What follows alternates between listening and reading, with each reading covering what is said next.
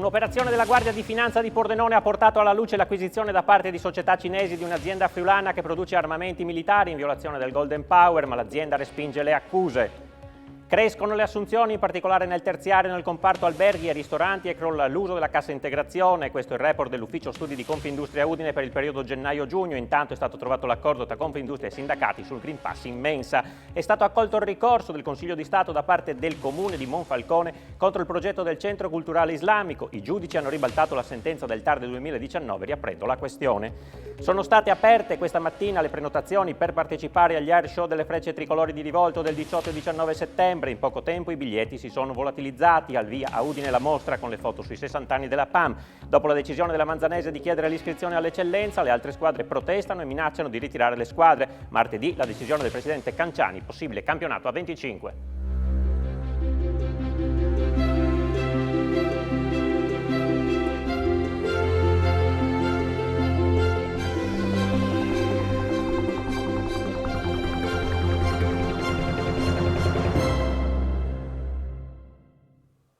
Buonasera e benvenuti all'edizione del nostro telegiornale. Apriamo con la cronaca giudiziaria. Un'importante operazione della Guardia di Finanza di Pordenone nell'ambito di un'indagine coordinata dalla Procura ha riguardato la Alpi Aviation di San Quirino che produce armamenti militari. È emerso che la realtà è stata acquistata da società cinesi con una presunta violazione del Golden Power. Denunciate 6 persone. Dura la replica dell'azienda, tutte le norme sono state rispettate. Vediamo.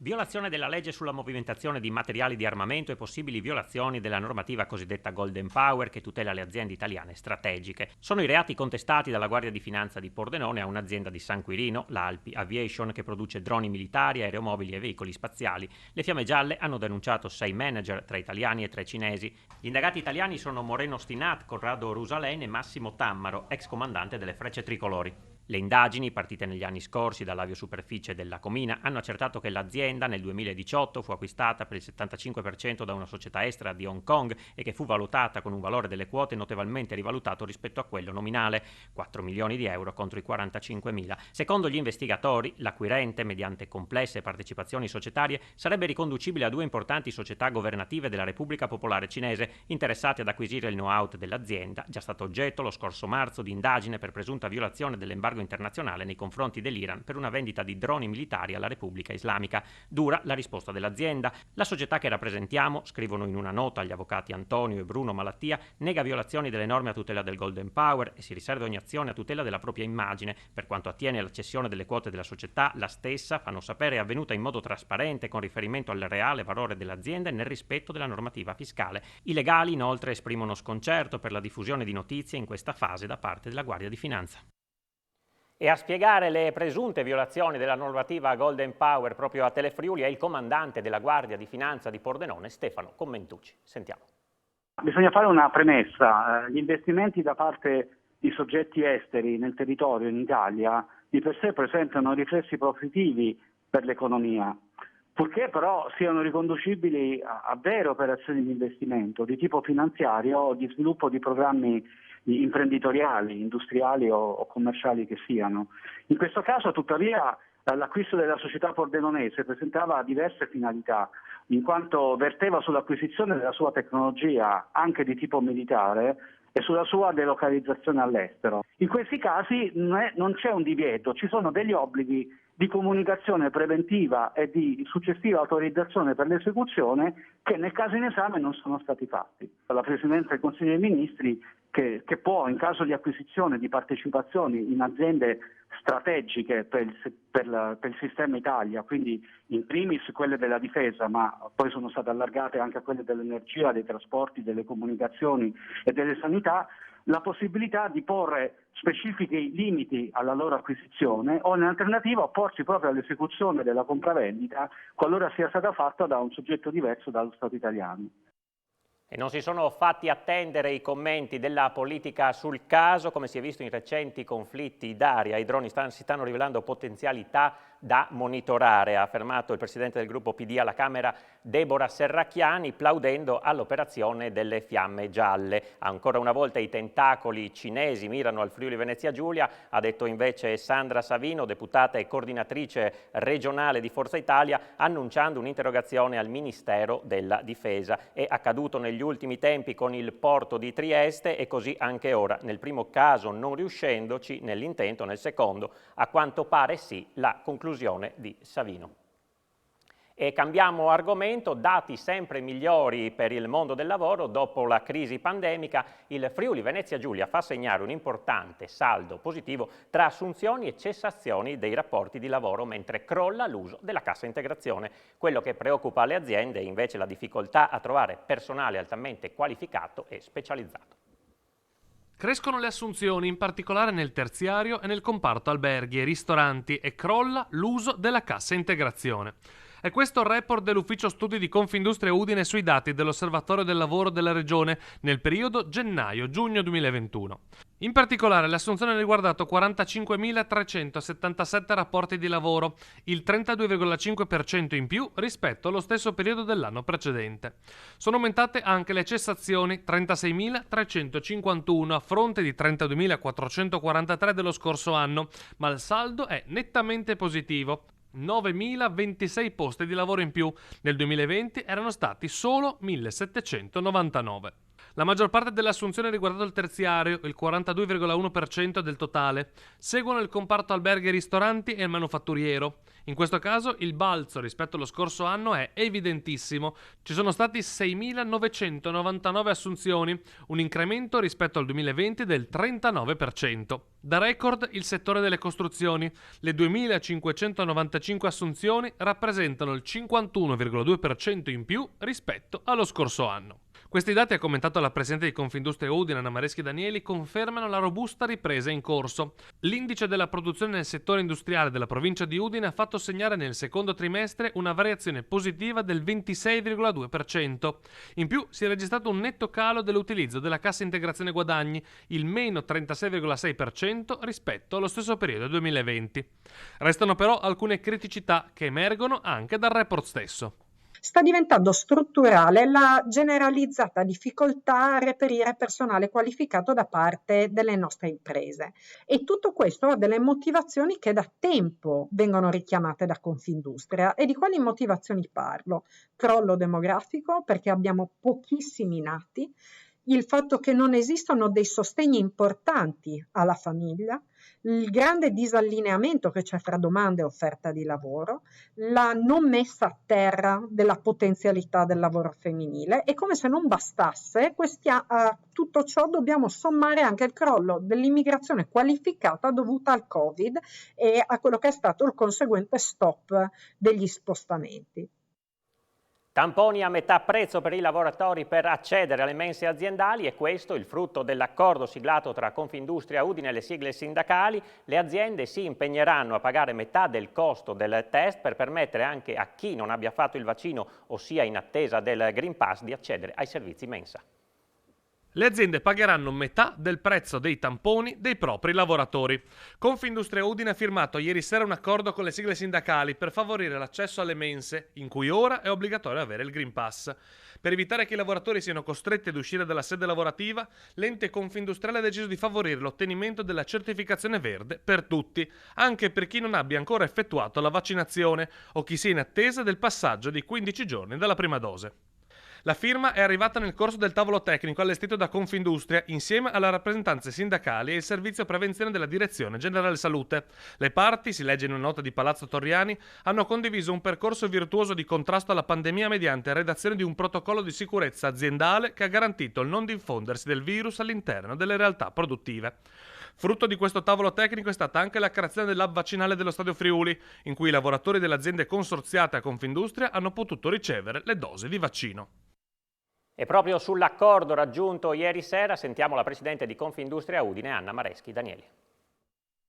Abbiamo deciso insieme ai sindacati di concedere ai non vaccinati una riduzione del prezzo del tampone ogni 48 ore, probabilmente sarà al 50%, non al 100% perché sarebbe un disincentivo alla vaccinazione, non farla totalmente a carico dei lavoratori perché ci sono varie motivazioni per le quali una persona può non essere vaccinata e perché in ogni caso hanno diritto a un pasto caldo e a un luogo idoneo per consumarlo. In questo modo 50% del costo del tampone ogni 48 ore dal 1° al 30 di settembre daremo modo a tutti quelli che sono indecisi di procedere rapidamente alla prenotazione e di passare il più velocemente possibile i 14 giorni che passano fra la prima dose e l'emissione del Green Pass. Quello che noi auspichiamo è un obbligo vaccinale, visto che non parliamo più di vaccino sperimentale. Situazione invece completamente diversa a Trieste, dove al momento non c'è nessuna trattativa sulla situazione delle mense nell'industria. I sindacati vanno all'attacco di Confindustria e Prefettura per la mancanza di un confronto. Mancanza di rapporti sindacali e mancanza di confronto anche con le istituzioni. CGIL e Cisle Will di Trieste lanciano l'allarme sulla situazione delle mense e dei lavoratori, dove attualmente non sembra ci siano spiragli per possibili intese, come è avvenuto a Udine. A Udine sono stati più bravi, nel senso che hanno cercato di affrontare da un punto di vista sindacale la questione. Qui a Trieste ci sono difficoltà di relazione di confronto con le imprese che lo hanno adottato, non tutte, devo essere sincero, ma sta venendo avanti con la ripresa delle attività scolastiche tutto il tema relativo all'accesso ai luoghi di lavoro tramite Green Pass. C'è da dire una cosa, e per questo noi abbiamo chiesto l'incontro con il prefetto. Le lacune e le timidezze normative rispetto a un intervento sugli obblighi che riguardano alla tutela della salute si stanno riversando sulle imprese in termini vertenziali, perché ci saranno dei ricorsi e delle vertenze, sui lavoratori nel suo complesso e sul sindacato. Un problema rimarcato anche da Luciano Bordin, coordinatore della CISL di Trieste, il quale sottolinea come non ci sia nessun tavolo aperto con Confindustria Venezia Giulia, almeno nel capoluogo giuliano, e le ricadute sono anche sulle mense scolastiche e su tutto l'indotto. Veniamo ai dati della pandemia, sono 186 nuovi contagi da Covid in regione nelle ultime 24 ore a fronte di 7.620 tamponi tra molecolari e antigenici. Si è registrato un decesso, un uomo di 84 anni di Fiume Veneto, deceduto all'ospedale di Pordenone. Le persone ricoverate in terapia intensiva restano 12, così come rimangono 53 gli ospedalizzati in altri reparti. E c'è invece un peggioramento generale in Friuli Venezia Giulia nella settimana dal 25 al 31 agosto per i casi positivi per 100.000 abitanti, pari a 100. È stato infatti registrato un aumento del 31,1% dei nuovi casi rispetto alla settimana precedente. Restano ancora sotto soglia di saturazione i posti letto in area medica e terapia intensiva occupati da pazienti Covid-19, rispettivamente pari a 4 e a 7%, e quanto emerge dal monitoraggio settimanale della Fondazione Gimbe sull'andamento della pandemia. Secondo il report, in regione la percentuale di popolazione che ha completato il ciclo vaccinale è pari al 63,2%, media italiana 63,9%, a cui aggiungere un ulteriore 5,8%, media italiana 8%, con sola prima dose. Continuano intanto le sospensioni del personale sanitario che non si è vaccinato. Dall'azienda sanitaria di Trieste e Gorizia sono state inviate le prime lettere di sospensione, 8 in questo momento, ma i numeri sono ancora provvisori. Sono 8 i primi operatori sanitari non vaccinati sospesi dall'azienda sanitaria universitaria Giuliano Isontina, che ha inviato tra ieri e oggi le lettere ai diretti interessati. Si tratta in 6 casi di personale infermieristico che non si è sottoposto alla profilassi per il Covid e non ha fornito un'adeguata certificazione medica. La procedura prevede una serie di passaggi tecnici che portano alla sospensione dei diretti interessati anche dall'albo professionale e il conseguente stop all'attività lavorativa. Il quadro, fa sapere la stessa azienda sanitaria, è in continua evoluzione, da un lato perché molti forniscono certificati medici attestanti l'impossibilità a sottoporsi alla profilassi, dall'altro qualcuno sceglie di fare il vaccino e quindi rispetto ai 250 individuati nelle scorse settimane la cifra potrebbe sensibilmente abbassarsi. La prossima settimana intanto il Tribunale amministrativo del Friuli Venezia Giulia deciderà sulla richiesta di sospensiva di oltre 200 operatori sanitari contro l'obbligo vaccinale. 65 sono quelli che fanno parte di ASU FC, 50 in ASFO e 111 in ASUGI. Le aziende saranno comunque presenti e si sono costituite parti civili contro il ricorso. Analoghe iniziative erano state intraprese in altre parti d'Italia, ma tutti i ricorsi sono sempre stati rigettati.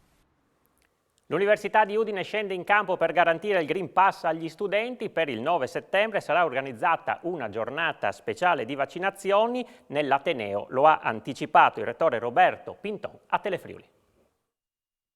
Noi cerchiamo di favorire, tanto più di spingere, ma di favorire la vaccinazione dei ragazzi, degli studenti e degli eventuali ritardatari, diciamo così, con delle azioni dedicate. Ci sono già, come è stato già diffuso, insomma, delle date anche dedicate al personale universitario, agli studenti, da parte dell'azienda sanitaria. In collaborazione con l'azienda sanitaria faremo addirittura un vaccination day presso locali dell'università, per cui chi vuole potrà usufruirne. Noi quando sarebbe questa data? Ufficiosamente nei prossimi giorni, indicativamente il 9 settembre, però è ancora da definire con chi dovere. Naturalmente anche perché fare un punto vaccinale significa avere anche garanzia che le cose possono essere fatte così come vengono fatte in ospedale. Didattica online c'è ancora oppure tutto in presenza? Non c'è la possibilità, noi questo lo decideremo nei prossimi giorni, ma insomma l'orientamento è questo, non ci sarà, non dovrebbe esserci la possibilità di collegamento diretto alle lezioni. Ancora Green Pass e Università di Udine, perché Davide D'Agostini, professore dell'Ateneo Friulano, ha deciso di dimettersi dopo l'entrata in vigore dell'obbligatorietà del Green Pass per il personale universitario e ha affidato al suo profilo LinkedIn il suo addio al mondo accademico. Sento che è giunto il momento di scegliere. Si apre così il lungo post, quasi un confessionale, di David D'Agostini, avvocato, da anni insegnante e collaboratore dell'Università di Udine, che ha deciso di interrompere il rapporto con l'Ateneo. La sua decisione arriva dopo l'entrata in vigore dell'obbligatorietà del Green Pass per chiunque frequenti il mondo universitario. Personalmente non riesco a cogliere né la finalità della norma né la logica scientifica sottesa, se non quelle coercitive e discriminatorie che pensavo sepolte nel nostro passato.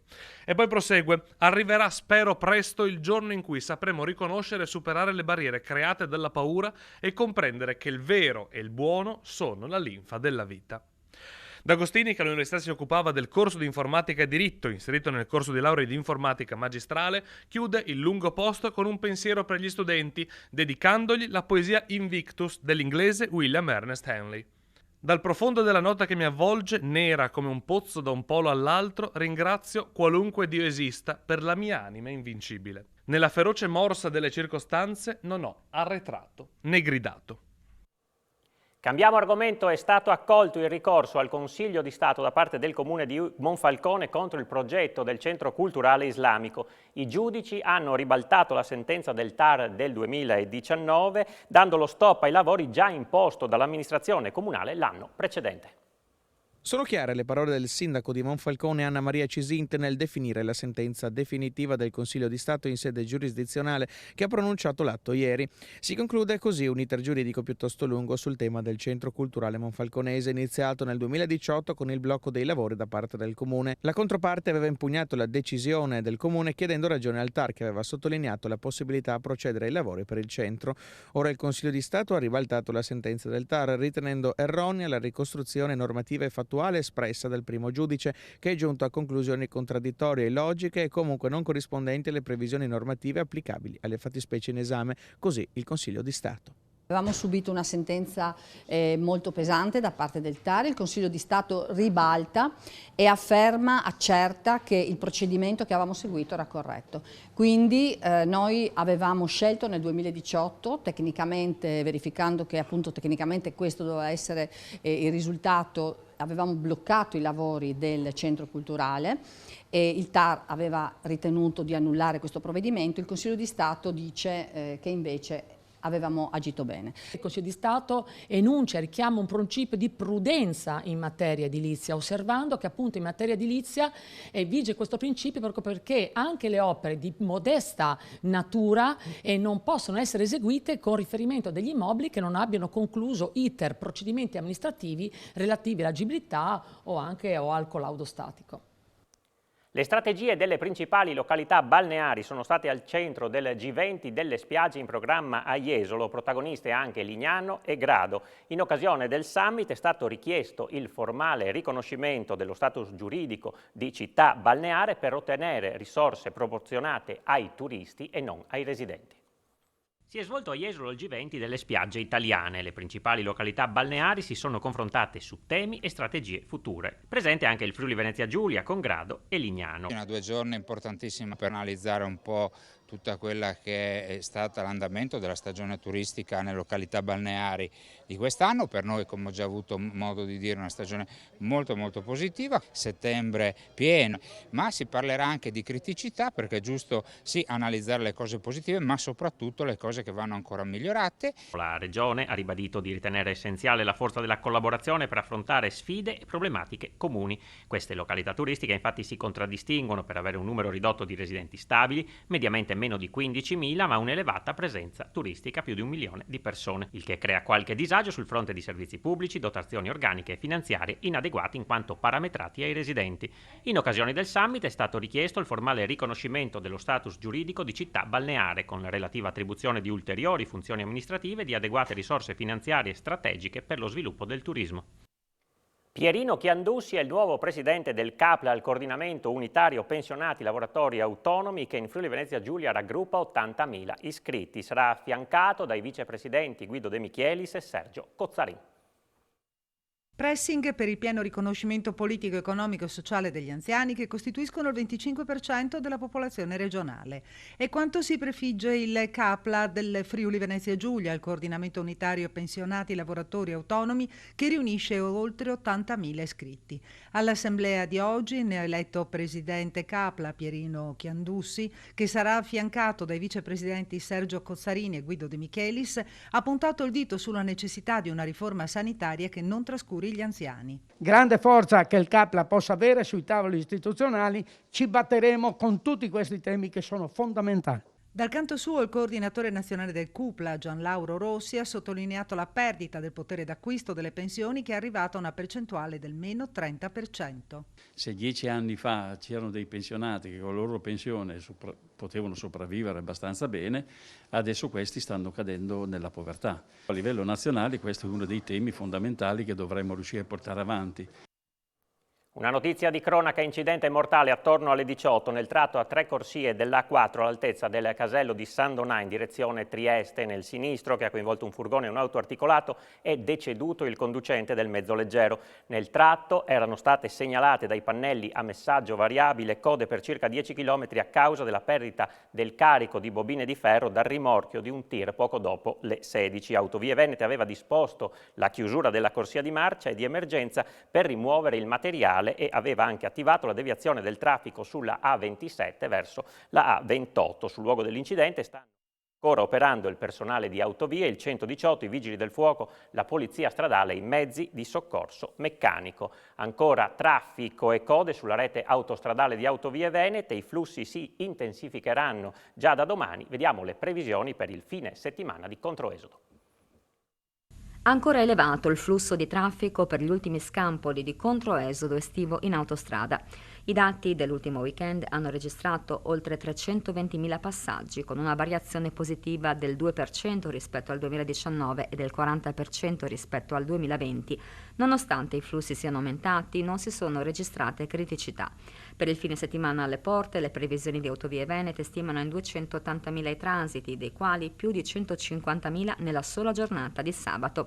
Livelli massimi di servizio del personale di esazione ai caselli dell'Iserti, il punto più critico della rete, e alla Tisana, dove si stima il ritorno di oltre 20.000 turisti, visto il notevole afflusso registrato nelle ultime settimane, e poi a San Donà, San Stino e a Cessalto. Già domani potrebbero verificarsi rallentamenti e code in entrata e in uscita all'Iserti e in prossimità dei caselli delle località balneari.